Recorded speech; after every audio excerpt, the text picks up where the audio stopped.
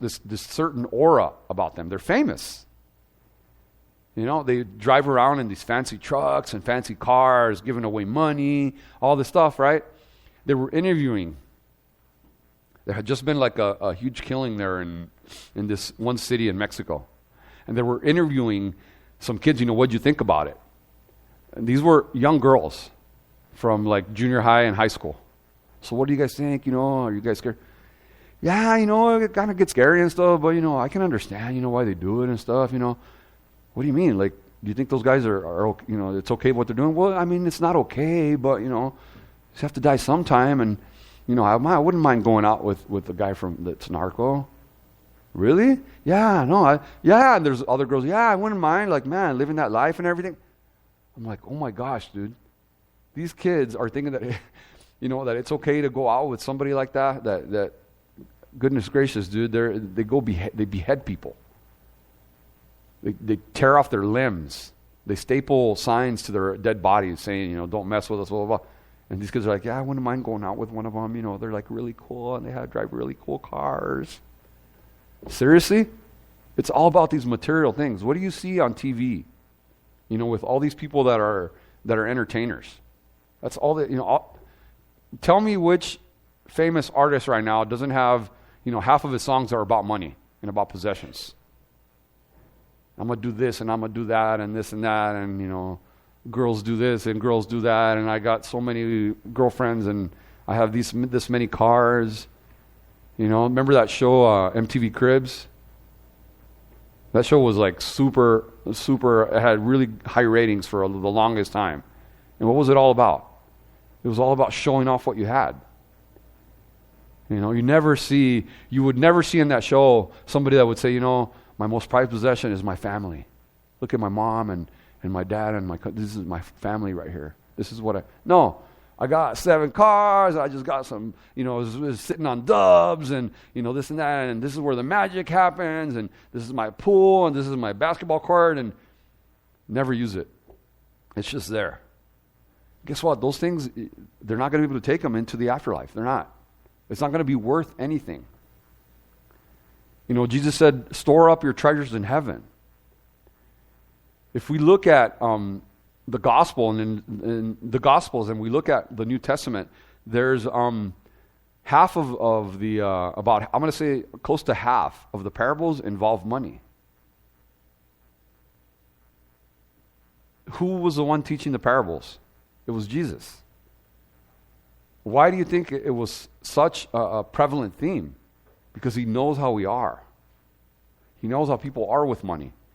Let me show you. I wrote some stuff, and I had some stuff down that I had to download. 1 out of every 10 verses in the Gospels deals with money directly. 1 out of 10, guys. The Bible has about 500 verses on prayer.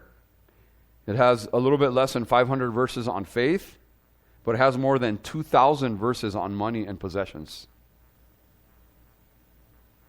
That's a lot, dude. Jesus talked about it all the time. Why? Why do you think he did that? Because he knew that it was important, that it was going to be a big issue. And it's a huge issue in the church. Huge issue. Guys, don't you agree with me that if you see somebody walk into the church, right, and you see this person walk in, and this person walks in, and he walks in, dressed real nice and everything, and, oh, cool. Hi, how you doing? God bless you. But then you see somebody that's real dirty, and you're not going to be that prone to go and say hi. You know what I mean? Oh, he hasn't washed his hands. You don't know. You don't know, like that pastor. Nobody knew that pastor was, that homeless guy was going to be the new pastor of the church. And when he went up there and he preached, man, he let him have it. He let him have it. He said, some of the things that he said, I don't remember everything, but he said some of the things that he said was like, man, we know that you guys are, this is a great church. You guys are really blessed. I see a lot of people here that are blessed by God.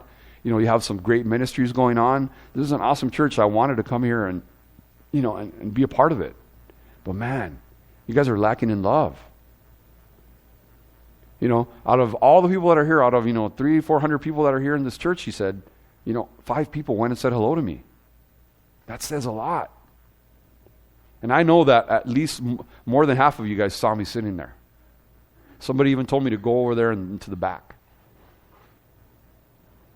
It's a sad situation when we're guided by those type of principles, guys. When we look at people in that way, as Christians, we're not supposed to do that. We're supposed to be different. Now, I'm not saying that every homeless guy that you see on the corner over here on Eastern and where the Sunset Park and everything, that you go up to them and give them a hug and stuff. I'm not saying that. But what I am saying is don't discriminate, okay? Because you just don't know.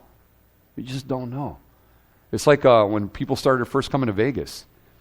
A lot of the people that came to Vegas back in the late 90s, and even in the early 80s and in the late 80s and the early 90s, you'd see them, you'd see people working as dishwashers and whatever, and then you'd find out that these guys were lawyers in Mexico or in other countries. And you're like, oh, wow. What's he doing dishwashing? You just don't know. You think, this dishwasher doesn't know anything. One of my relatives was... he's kind of like a distant uncle or whatever. He was a prominent guy in the school district. Like when I was in going into high school, they kicked me out of a couple of junior highs, right? Because I was a bad student. I did some crazy stuff, and so I'm not proud of it. But that's just how it was. They kicked me out of a couple of them for fighting and stuff like that, and I couldn't get into any school. And there was many schools where I'm from. There was a bunch of schools. I couldn't get into any of them. So my dad had to pull some strings, and we had to go talk to him, and he got me into school. He was the one that allowed me to continue my education, which didn't last very long. But, it was because of him that I was able to get into a school because of my record. Right? And, 10, 15 years later, he was working in Las Vegas as, I don't know what he was doing. I think he was a porter or something, which is not bad. I'm just saying, compared to what he was doing in Mexico, you would see him here and you wouldn't know that person had those high credentials. He had a degree in chemistry. Smart guy. He was a real smart guy. Went to school, made some good money, but then things got real bad over there. He had to come to Vegas, and now he was doing whatever it was that he was doing. People that don't know him didn't know that he was, had such a high position. You just never know when you look at people. That was an issue going on in the church in Jamestown, and it's an issue going on today. It says in verse 11, "For no sooner has the sun risen with a burning heat than it withers the grass, its flower falls, and its beautiful appearance perishes. So the rich man will also fade away in his pursuits." In that time in that part of the world, I was reading that during, like, when it says here, the flowers, right? The flowers that are with the grass. Grass doesn't grow flowers. The grass that grows with flowers is a wildflower, right? And wildflowers are real pretty and everything, but they're real small, and their stems are really thin. Have you guys noticed that? Have you guys ever seen like a wildflower? Like if you look at like a sunflower, the stem is super thick.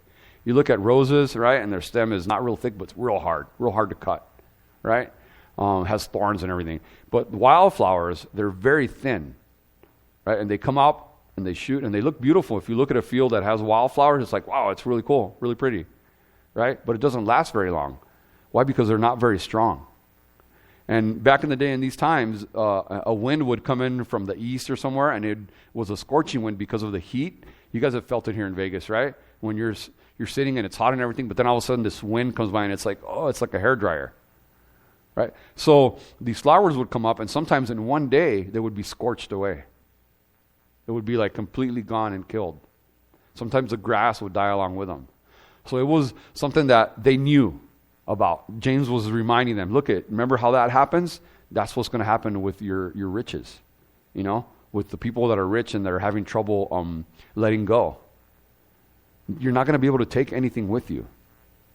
Guys, I know that the people that are here, we're not rich, right? Nobody here is rich. A lot of you are not even working yet, But what I'm trying to say is be careful with the things that God gives you. Be good stewards of everything that he gives you. Not just the money that you're going to make when you start working and you get your degrees and all that. Not just then. With every part of an aspect of your life. Like I said, when God gives us something, He expects everything in return. Right? When He saves us, when He reveals Himself to us, and we accept Him as Lord and Savior, we're supposed to give Him everything.